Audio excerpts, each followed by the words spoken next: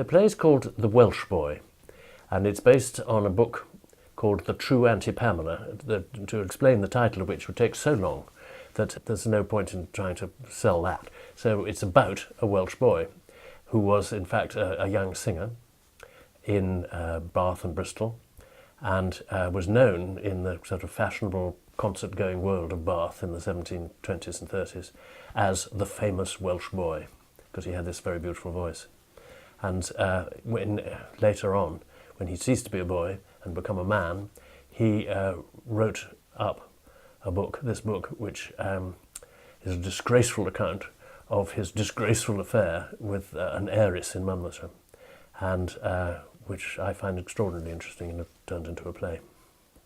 There's a tremendous interest now, and as there was in the 18th century, in gossip. People love gossip, particularly dirty gossip. And more interestingly, I think, than that, what's really surprising to me when I read this book is that it's about marriage and women, the role of women and money, and the independence of women depending on money.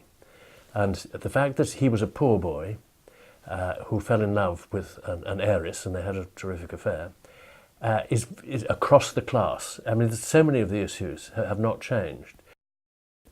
One of the subjects of the play is sex. Indeed, it's the main subject in a sense, the difficulties of it in a respectable young girl with a sharp-eyed mother. And also the contraception didn't exist in those days, the terrible dangers of getting pregnant. A lot of the things which, again, haven't really changed over the centuries, except they were much more difficult in those days. The Welsh Boy is going to go on in the Ustinov Theatre, the Theatre Royal in Bath. And this is a wonderful small space where I've had a play on before, a couple of years ago. And it's lovely because you don't need elaborate sets. You can do it all like what Peter Brook called the empty stage. And it's all done with the words and the actors and the lighting. And I love that. It gives you much greater freedom. It's much more like Shakespeare's theatre than a sort of modern proscenium arch theatre.